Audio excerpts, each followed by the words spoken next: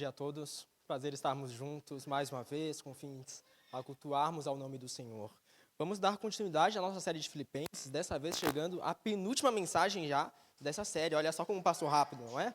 Foram 12 sermões, 3 meses, estamos chegando já ao penúltimo sermão. Filipenses capítulo 4, se você puder abrir comigo, Filipenses 4 é a passagem que nós leremos. Hoje, especialmente, os versículos 8 e 9 apenas. Essa é uma passagem bastante conhecida, nós cantamos ela aqui na igreja.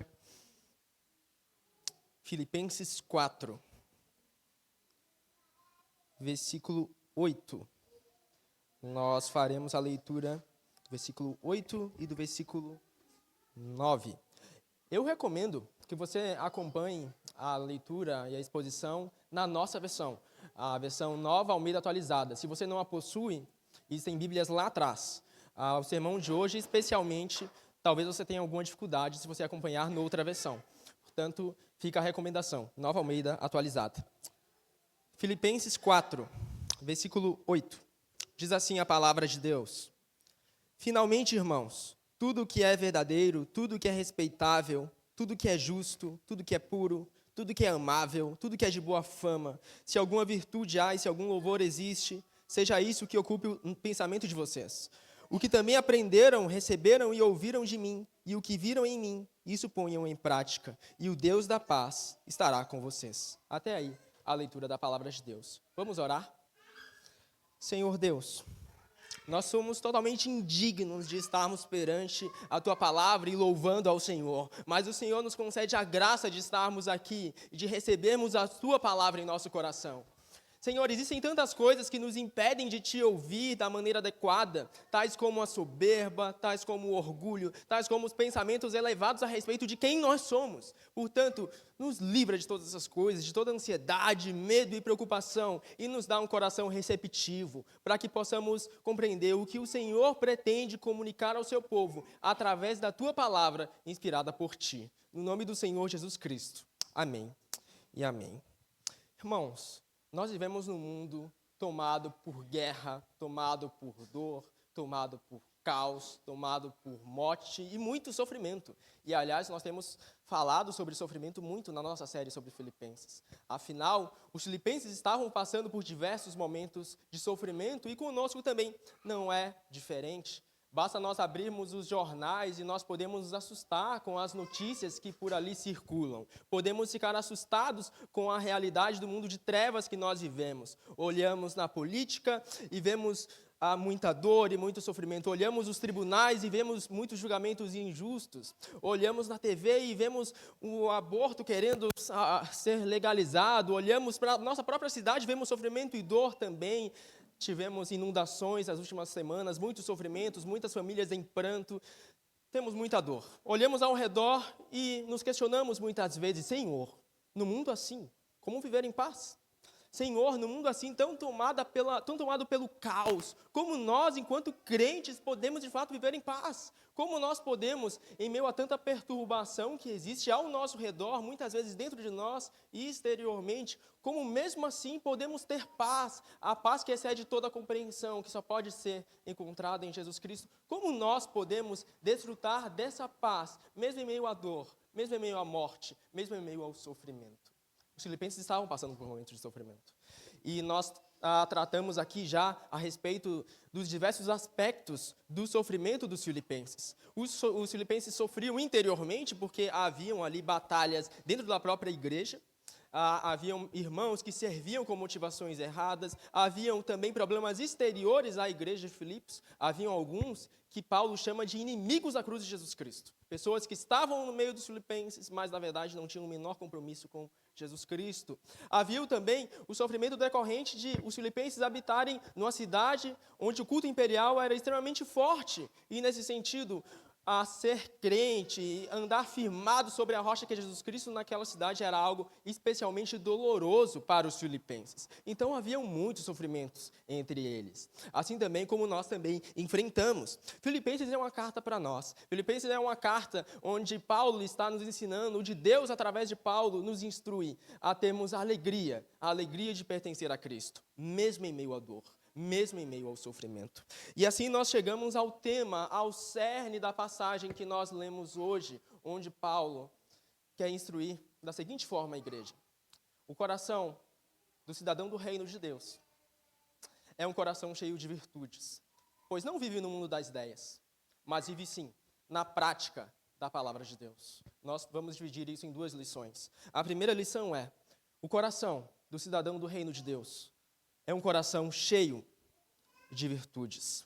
Versículo 8. Finalmente, irmãos, tudo que é verdadeiro, tudo que é respeitável, tudo que é justo, tudo que é puro, tudo que é amável, tudo que é de boa fama. Se alguma virtude há e se algum louvor existe, seja isso o que ocupe o pensamento de vocês.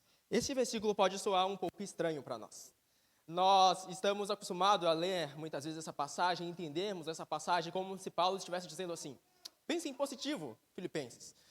Pensem que tudo vai dar certo. E se vocês pensarem que tudo vai dar certo, vai dar mesmo. Então, pensem que vai dar certo, sigam em frente, pensem positivo, porque tudo, no fim das contas, vai acabar bem. Não vai ter nada de ruim no fim.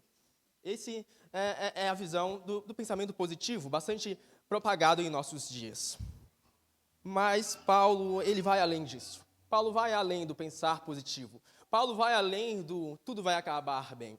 Paulo vai além dessas palavras que muitas vezes são genéricas. Paulo vai muito mais além disso. Paulo não está falando apenas de pensamentos aqui. Paulo está falando sobre compromissos do coração. Com quem ou com o que nós temos o compromisso mais profundo da nossa alma? Com quem nós temos o compromisso mais íntimo em nosso coração? Com ídolos ou com o próprio Deus? Com quem nós tivermos o compromisso mais íntimo do nosso coração, também nós compartilharemos os nossos pensamentos. Se o nosso compromisso mais íntimo for com sermos pessoas bem-sucedidas, isso vai ser o que vai ocupar o nosso pensamento. Se nós quisermos mais do que tudo na vida, termos sucesso, fama, dinheiro, prosperidade, se isso ocupar o nosso compromisso mais básico, vai ser isso que vai ocupar o nosso pensamento. Nós pensaremos em como ganhar dinheiro da melhor forma, como prosperar na carreira da melhor forma, colocaremos isso acima do próprio Deus e, no fim das contas, faremos disso um ídolo. Então, a pergunta que Paulo nos faz nesse versículo é mais do que mero pensamento, é mais do que pensar positivo, porque tudo vai acabar bem. Não, Paulo está sondando os compromissos do nosso coração. Com quem nós temos o compromisso mais profundo da nossa alma? Irmãos, não há momento onde os compromissos da nossa alma sejam testados de melhor maneira que não no sofrimento. É justamente no sofrimento, nos momentos de dor, nos momentos de luto, nos momentos de caos, onde nós vemos e Deus nos faz enxergar com quem de fato nós temos compromisso da nossa alma. Pois por mais que nós possamos ter fé, andarmos com Deus em momentos que as coisas vão bem, quando a tempestade vem, nós começamos a oscilar, dependendo de onde estiver, os compromissos do nosso coração. Podemos caminhar com Deus, ler as Escrituras, participar dos cultos e viver uma vida de oração quando tudo vai bem, quando nossa carreira vai bem, quando os estudos vão bem, quando tudo vai bem. Mas então vem a tempestade e derruba tudo, porque os nossos compromissos, eles são testados. E, no fim das contas, os momentos de alegria, de paz e tranquilidade, é muito fácil andarmos com Deus. Mas é efetivamente nos momentos de dor e de sofrimento que Deus de fato nos instrui, que Deus de fato trabalha em nossa alma e que Deus de fato mostra onde está o compromisso do nosso coração. Jesus uma vez contou uma história, ele falou de um homem que saiu para semear.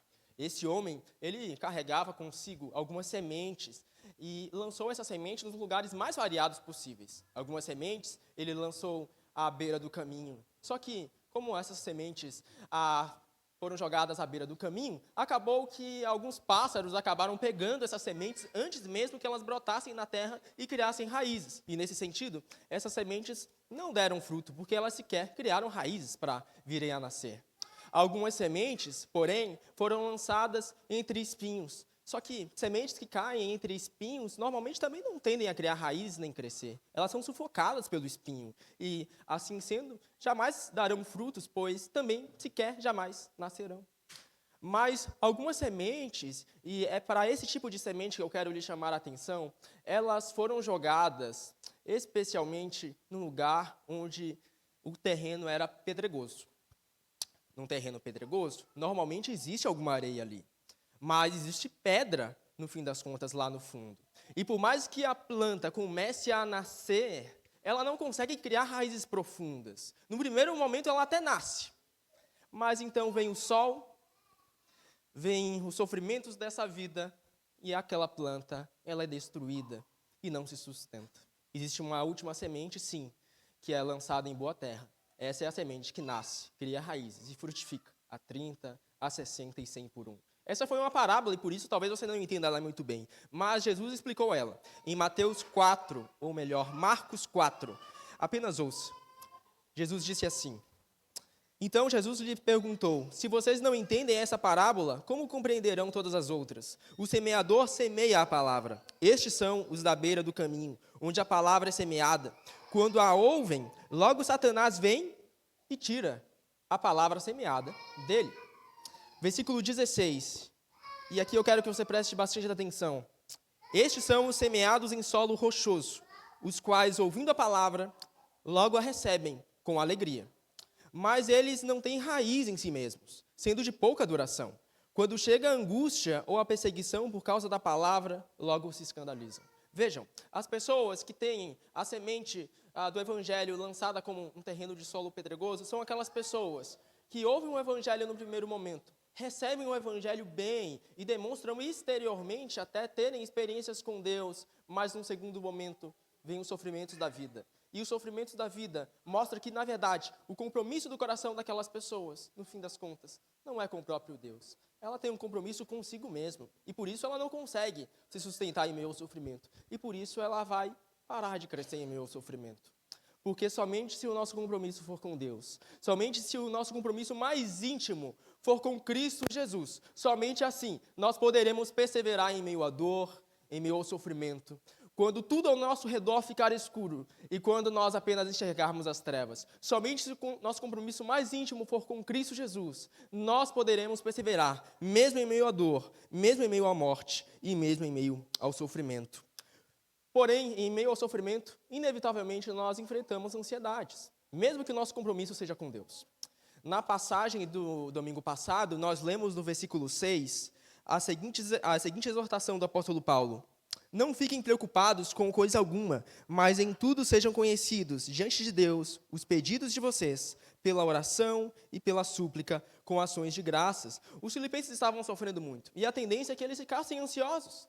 Eles pensassem em muitas coisas, eles ficassem preocupados, porque o sofrimento nos prova e é difícil passar por sofrimento. Veja o exemplo de Jó, por exemplo. Jó era um homem temente a Deus, e ele perseverou, mesmo em meio ao sofrimento. Porque ele era um homem que, de fato, tinha um compromisso com Deus. Contudo, isso não eximiu Jó de ter muitas dificuldades. Nós vemos no livro de Jó que muitas vezes ele alimentou pensamentos ansiosos, expressou isso através da sua fala, expressou preocupações na sua comunicação com seus amigos. Jó era um homem temente a Deus, mas Jó, ele também tinha problemas com ansiedades, ele também tinha muitas preocupações. Jó era um homem que amava a Deus, mas sim, era um pecador como qualquer um de nós. Por isso, em meio ao sofrimento, nós muitas vezes podemos ser tentados também a alimentarmos pensamentos ansiosos, a, de fato, alimentarmos preocupações e a ficarmos com isso abalando a nossa mente, o nosso pensamento, o nosso coração, e virmos ao culto e não conseguimos sequer ouvir a palavra, porque as preocupações domam tanto no nosso coração que nós simplesmente não conseguimos pensar noutra coisa senão nas preocupações da vida. Mas é justamente nesse momento que Deus nos lembra que somente quando nosso pensamento estiver nas coisas do alto, que nosso pensamento estiver em Cristo Jesus, nós poderemos perseverar de um modo fiel, mesmo em meio ao sofrimento. Talvez você esteja tomado pela ansiedade, talvez esteja tomado por preocupação, talvez por medo, mas Deus te chama hoje a olhar para Cristo Jesus e a descansar na obra já consumada e já realizada na cruz do Calvário. Pois à medida que nós olhamos para a cruz, o nosso pensamento começa a se encher de virtudes celestiais. E o coração do reino, ou melhor, o coração do cidadão do reino de Deus, é um coração cheio de virtudes. Irmãos, no sofrimento nós temos uma característica que é muito interessante. Nós tendemos a criar ficções a respeito da realidade. Nós muitas vezes criamos histórias que não são verdadeiras para nós mesmos. Às vezes, diante do sofrimento, diante de situações que são micro, nós criamos macro situações e fazemos disso um grande filme. É como se, às vezes, uma joaninha se tornasse um grande bicho-papão. Ou que uma pequena pulga se tornasse o fim da nossa vida. Nós criamos ficções a respeito da realidade. Tornamos, às vezes, coisas pequenas em grandes demais, decorrentes da nossa ansiedade. Porque, frequentemente, nós alimentamos pensamentos que não são verdadeiros, que são mentirosos, que são ficções mesmo. E Paulo nos instrui. Finalmente, irmãos, pensem em tudo que é verdadeiro. Seja isso que ocupe o pensamento de vocês. Tudo que é verdadeiro. E não as ficções que o sofrimento tende a nos instigar a criar. Os discípulos, em certo momento, criaram uma ficção também. Eles estavam passando por uma grande tempestade no mar da Galileia. Estavam ali no barco, eles, os seus discípulos, e Jesus também estava ali. Mas o fato é que a tempestade do mar da Galileia começou a ficar muito agitada. E as ondas começaram a entrar dentro do barco. E os discípulos começaram a abrir os olhos, arregalados, e a pensarem, meu Deus, eu não acredito, a gente vai morrer aqui, no meio do mar da Galileia, com o Senhor no barco ainda, é isso mesmo que o Senhor requer de nós, morrer aqui, nesse momento? E os discípulos, então, perante aquela tempestade, criaram ficções a respeito da realidade. Por que ficções? Porque não era verdade que eles pereceriam ali. Eles sabiam que não, eles tinham ouvido de Jesus, que Jesus veio trazer o reino. E Jesus estava no barco com eles. Eles tinham ouvido aquilo várias vezes já. Mas, de alguma maneira, eles se esqueceram de tudo aquilo. Eles se esqueceram das promessas que tinham escutado. Tinham se esquecido da palavra de Deus. E tinham alimentado mentiras, coisas que não são verdadeiras no seu coração. E, no fim das contas, aquilo trouxe medo, ansiedade, pavor e muitas preocupações à sua alma. E no capítulo 4 de Marcos, versículo 38, nós lemos as seguintes palavras. Olhem que interessante, olhem o que os discípulos falaram para Jesus. Eles falaram assim, Mestre, o Senhor não se importa que pereçamos. Mestre, o Senhor não se importa que pereçamos. Essa foi uma pergunta, uma afirmação que os discípulos tiraram no fundo da sua alma, sabe? Eles estavam indignados. Jesus estava ali, no barco. Mas o que Jesus fazia? Jesus estava dormindo. Mestre, olha essas tempestades, Senhor. A gente pensando que seremos todos destruídos, destroçados. Como o Senhor consegue ficar assim, deitado? O Senhor não te importa conosco? Não te importa que pereçamos? Senhor, passando por tantas dores assim, tantos medos, o Senhor dorme. Por quê, Senhor? O Senhor não se importa que pereçamos mesmo? Essa é a pergunta que nós nos fazemos frequentemente em meio ao sofrimento. Mas a continuidade, versículo 39. E ele, Jesus, despertando, repreendeu o vento e disse ao mar, acalme-se, fique quieto. O vento se aquietou e tudo ficou bem calmo. Então Jesus lhes perguntou, por que vocês são tão medrosos? Como é que ainda não têm fé? E eles, possuídos de grande temor, diziam uns aos outros, quem é esse que até o vento e o mar lhe obedecem? Quem é esse que até o vento e o mar lhe obedecem? Em meio às preocupações da vida, nós também tendemos a ficar ansiosos. Mas nós temos que lembrar do único Deus que governa sobre a história do mundo, que é o Deus soberano que nos alcança hoje em Jesus Cristo. Esse é o Deus que tem poder sobre os mares e os ventos. Esse é o Deus que subjuga todo mundo debaixo de seus pés. Esse é o Deus que tem um governo do tempo e da história. Esse é o soberano Criador dos céus e da terra, que governa sobre as nossas vidas e também sobre a nossa alma. Esse é o Deus em que nós podemos confiar e assim ater os nossos pensamentos. E assim podemos pensar nas coisas que são verdadeiras e não aquelas que são mentirosas. Não é verdade que Deus nos abandonou mesmo em meio ao sofrimento, por mais que nós muitas vezes pensamos que sim. É verdade, sim, que Deus está conosco, mesmo em meio à dor, mesmo em meio ao pranto. Porque em Jesus Cristo nós temos o Emanuel, o Deus conosco. O Rei de todo o universo que se encarnou, nasceu numa manjedoura, para fazer o quê? Salvar a mim e a você. Sim, as pessoas mais improváveis possíveis, porque foi justamente assim que Deus escolheu resgatar as pessoas mais improváveis da face da terra. Foi justamente através do envio do seu Filho, o Verbo encarnado, através do Deus conosco, que Deus escolheu resgatar as pessoas que não merecem absolutamente nada, mas que podem confiar no Senhor tão grande. Não é nada sobre nós ou sequer sobre as nossas forças, mas é a verdade, sim. a respeito da verdade de Deus, a respeito do Evangelho de Jesus Cristo, é sim a respeito da obra que Ele está fazendo e irá terminar em nossas vidas. Portanto, irmãos, que nós pensemos em tudo que é verdadeiro. No desespero, nós também tendemos a pensar em coisas que não são respeitáveis, coisas que trazem dor para nós e para as pessoas ao nosso redor.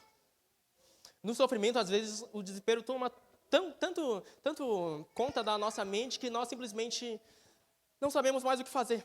E começamos, então, a ferir pessoas ao nosso redor.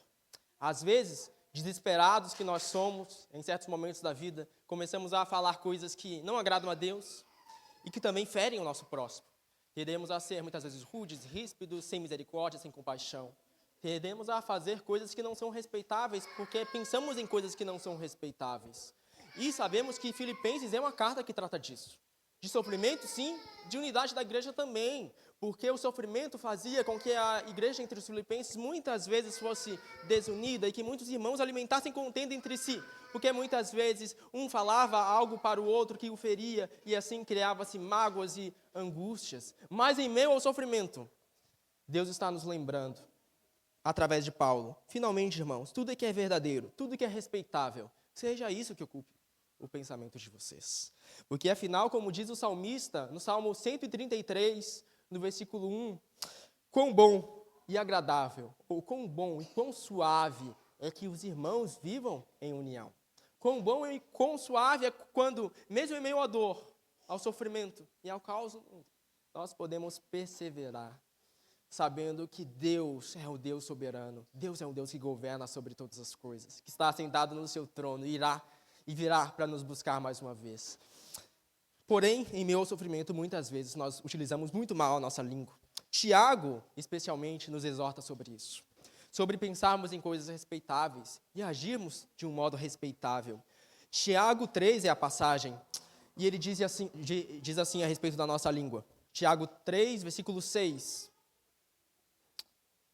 Ora, a língua é um fogo, é um mundo de maldade. A língua está situada entre os membros do nosso corpo e contamina o corpo inteiro. E não só põe em chamas toda a carreira da existência humana, como também ela mesma é posta em chamas pelo inferno. Pois toda espécie de animais, de aves, de répteis e de seres marinhos se doma e tem sido domada pelo gênero humano. Mas a língua ninguém é capaz de domar. É mal incontido, cheio de veneno mortal. Até aí.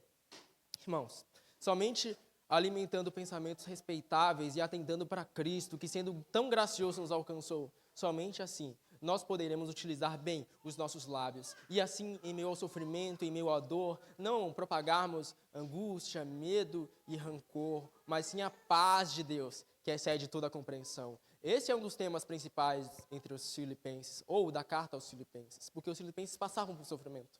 E esse sofrimento tendia a ferir sua unidade, porque eles alimentavam pensamentos que não são respeitáveis e assim feriam o seu próximo. Nós, porém, somos exortados, e mesmo em meio à dor, sermos graciosos, cheios de compaixão, pois nós lidamos com pessoas que são frágeis, como nós somos também, e, portanto, quer nós passemos por sofrimento, por dor e por luto, o nosso próximo também tem muitas dores e muito pranto, muitas vezes, em sua vida. Portanto, onde está o nosso pensamento? Em coisas verdadeiras, no Cristo que nos alcançou e que é respeitável conosco, mesmo sendo os pecadores que nós somos, e fala conosco cheio de graça e de ternura, mesmo sendo as pessoas tão vis que nós somos, ou temos olhado apenas para nós mesmos e buscado tão somente a glória de nós mesmos.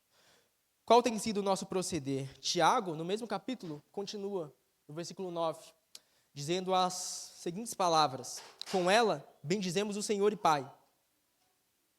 Com ela, amaldiçoamos as pessoas criadas à semelhança de Deus. De uma só boca procede bênção e maldição. Meus irmãos, isso não deveria ser assim. Muitas vezes, em meio ao sofrimento, nós tendemos a alimentar pensamentos que não são justos. Pensamentos que sequer são puros, mas são uma grande mistura. No momento, nós, de fato, bendizemos a Deus. No outro momento, nós amaldiçoamos as pessoas, que são a imagem de Deus. Nós, muitas vezes, em meio ao sofrimento, tendemos a alimentar pensamentos que não são puros e nem justos. E é justamente disso que Paulo nos diz quando ele escreve no versículo 8: finalmente, irmãos, tudo que é verdadeiro, tudo que é respeitável, tudo que é justo, tudo que é puro, seja isso que ocupe a mente de vocês.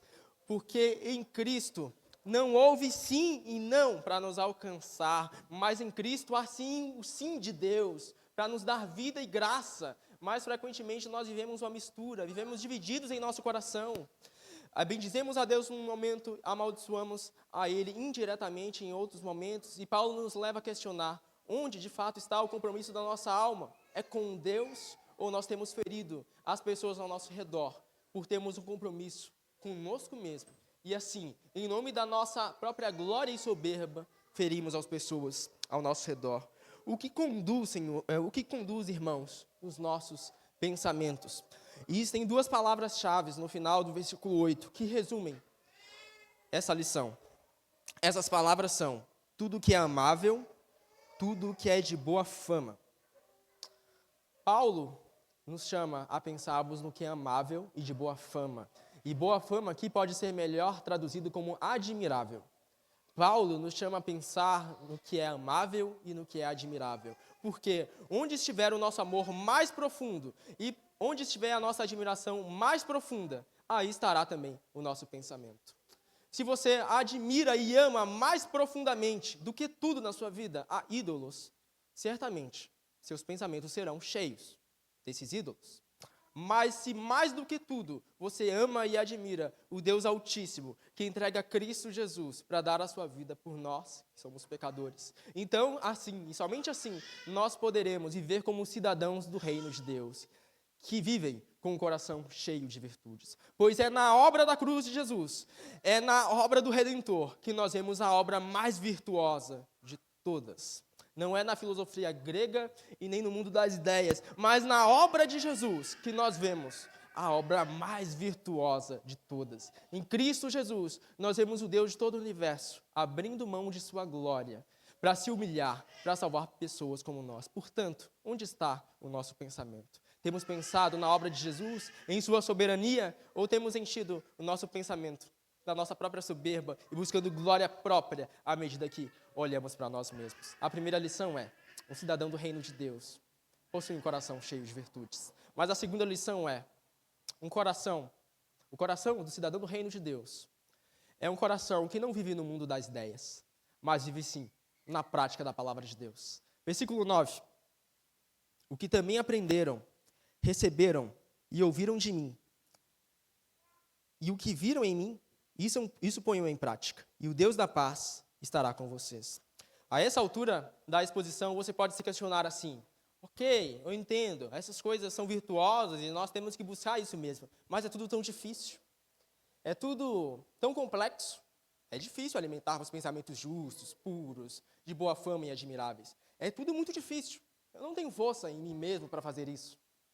E se você pensa assim, existe boa dose de verdade no que você diz. Realmente, nós não temos força em nós mesmos. Realmente, nós não encontramos força em nós mesmos para alcançarmos um coração virtuoso. Mas esse não é o ponto de Paulo. Não é a respeito da nossa força. É a respeito, sim, da graça soberana de Deus. É a respeito do que Ele pode realizar à medida que nós nos assentamos à mesa com Jesus Cristo. É a medida do que Ele pode realizar à medida que nós ceamos com Jesus e contemplamos a sua obra na cruz do Calvário. E à medida que nós nos apaixonamos e nos admiramos com a obra de Jesus, é inevitável que nós tenhamos, de fato, um coração transformado. É impossível andar com Jesus, sentar à sua mesa, tomar o seu cálice e permanecer o mesmo. É impossível cear com Jesus e permanecer igual, pois se nós olhamos para o Filho de Deus e vemos a sua obra, e não somente com os nossos olhos, mas vivemos de fato e enxergamos essa obra com o nosso coração, inevitavelmente nós nos tornaremos seus discípulos, isto é, pessoas semelhantes ao Mestre. Inevitavelmente, à medida que nós olharmos para Jesus, nós viveremos na prática da palavra de Deus. Um exemplo, o apóstolo Paulo. Ele toma a si mesmo como exemplo, mais uma vez, no versículo 9, de modo que ele diz: o que viram em mim, pratiquem. O apóstolo Paulo era perfeito? De modo algum. Ele disse isso no capítulo 3, no versículo 12. Nós já cansamos de ler essa passagem aqui. Mas, apesar das suas imperfeições, o que ele fazia? ele prosseguia para o alvo, com os olhos em Jesus Cristo, não com os olhos em si ou no seu próximo, não com os olhos em si ou nas falhas do seu irmão, mas com os olhos em Cristo, que é efetivamente o que importa. E esse é o nosso problema, nós muitas vezes olhamos para as nossas falhas e para a falha dos nossos irmãos e pensamos, meu Deus, o Senhor pode falar mesmo assim? E nós nos esquecemos que não é a respeito dos vasos de barro, é a respeito do Deus que utiliza vasos de barro para manifestar a sua glória e a sua luz. É a respeito do Deus que manifesta a sua luz nas pessoas mais improváveis da face da terra, para que se veja o quê? Que o poder provém de Deus, não de nós. Portanto, onde estão os nossos olhos? Nós temos vivido, de fato, na prática da palavra de Deus, ou apenas no mundo das ideias. Os filósofos gregos viviam no mundo das ideias, cheios de virtudes, mas não conseguiam pôr isso em prática. Porque é somente quando nós confiamos em Jesus que nós efetivamente colocamos a palavra de Deus e as virtudes genuínas em prática. Que, portanto, possamos olhar para Jesus Cristo e a confiar nesse Senhor, pois a vida cristã não diz respeito às nossas forças. A vida cristã diz sim respeito à obra de Jesus. Tiago 3, nós já lemos 2 passagens aqui de Tiago 3, vamos ler mais uma, porque Tiago 3 está, de fato, estritamente relacionado a Filipenses 4. Tiago 3, versículo 13. Diz assim: quem entre vocês é sábio, inteligente, mostre as suas obras em mansidão de sabedoria, mediante a sua boa conduta.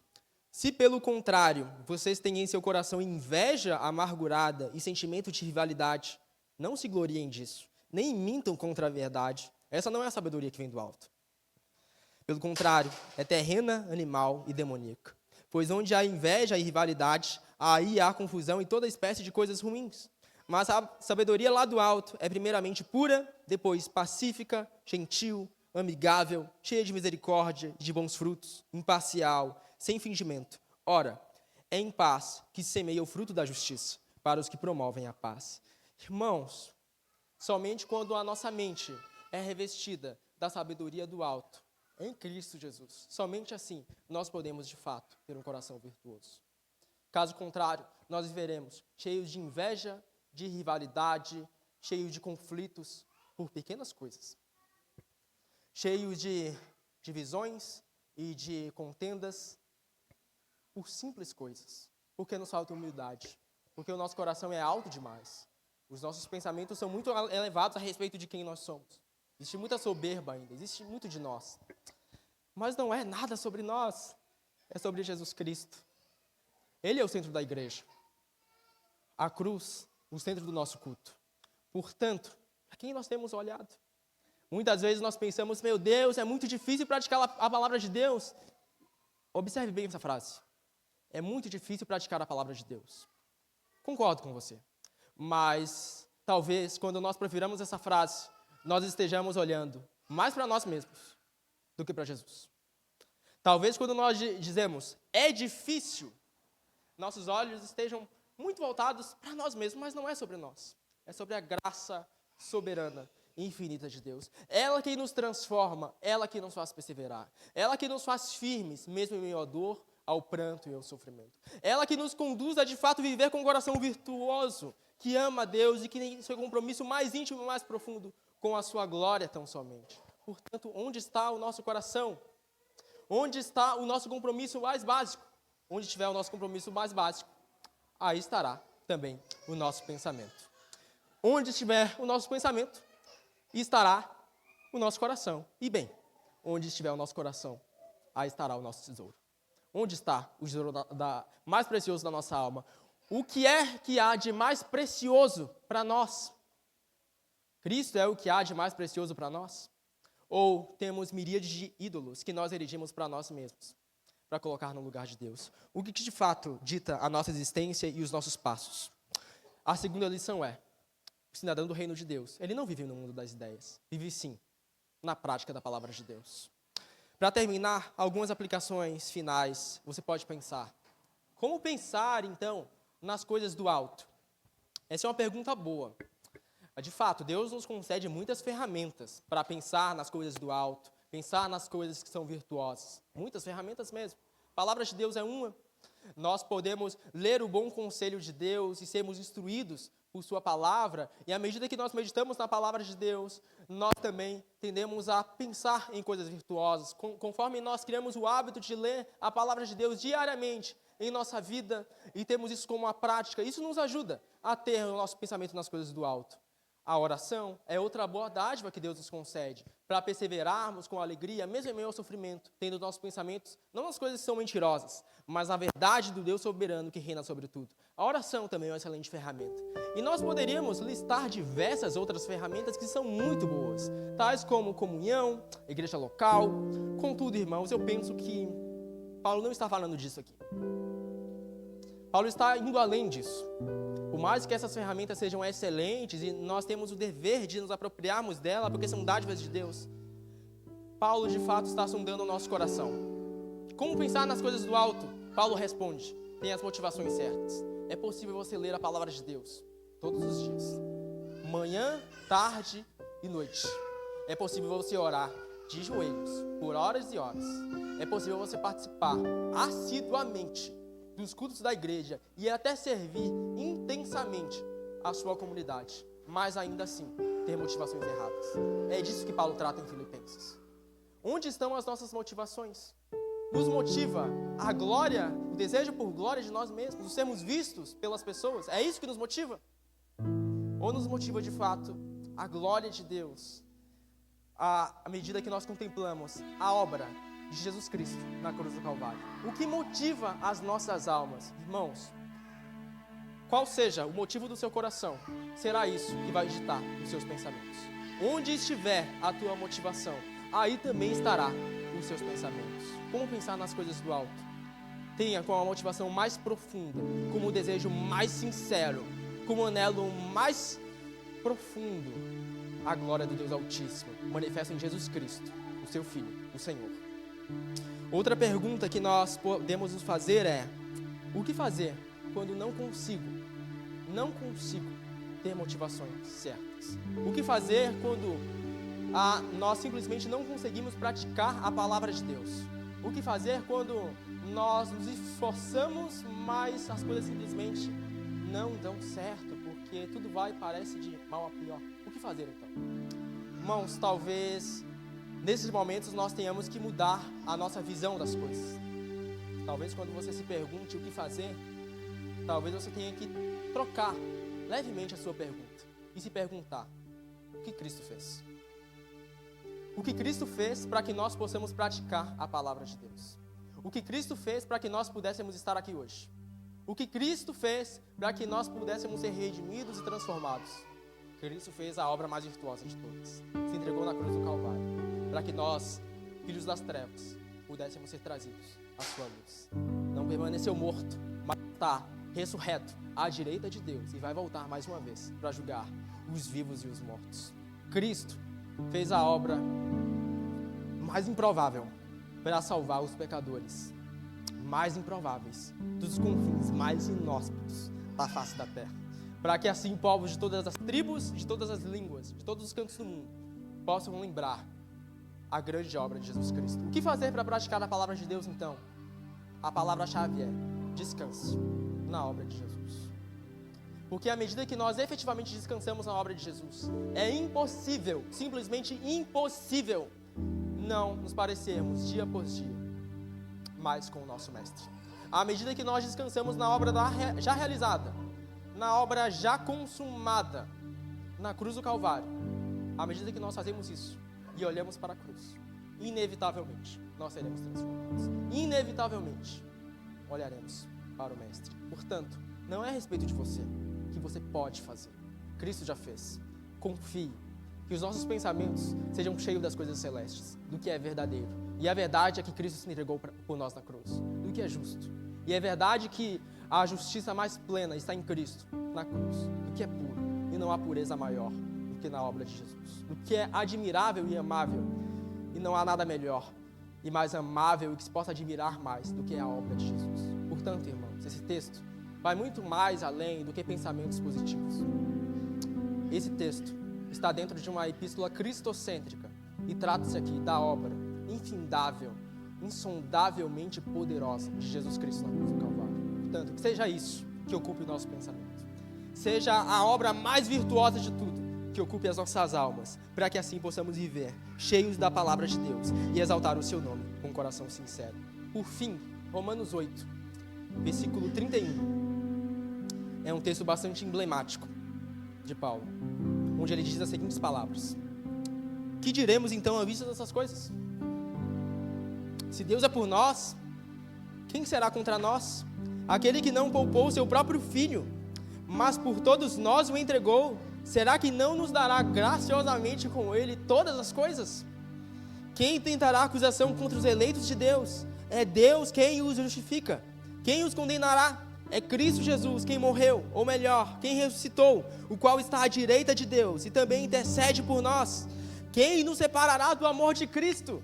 Será a tribulação, ou a angústia, ou a perseguição, ou a fome, ou a nudez, ou o perigo, ou a espada? Como está escrito: por amor de ti, somos entregues à morte continuamente. Fomos considerados como ovelhas para o matadouro. Em todas essas coisas, porém, somos mais que vencedores, por meio daquele que nos amou.